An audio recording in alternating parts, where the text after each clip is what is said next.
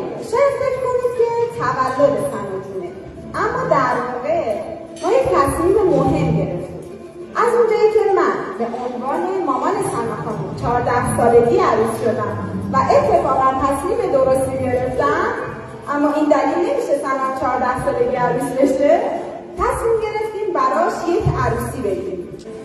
به نظر من هر دختری اولین لباس عروس و لباس سفید زندگیشو باید برای تعهد به اهدافش تمیز کنه.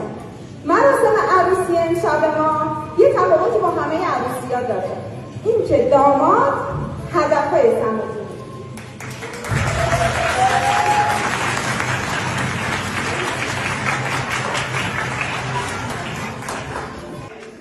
به نام نامی یزدان، سنای قشنگم، نور زندگی، امروز در 8مین پاییز زندگی سوگند میخوری که تا ابد به هدفات متعهد بمونی؟ سوگند میخورم. به رنگارنگی برگ‌های فصل تولدت سوگند میخوری که همیشه عشق اول زندگیت خودت باشی تا بتونی به بقیه هم عشق بورزی؟ سوگند میخورم. به قشنگی صدای خشخش برگ‌ها سوگند میخوری که هر موقع و هر لحظه که خسته شدی و کم آوردی با ایمان و تعهد دوباره بلند شی و ادامه بدی؟ سوگند.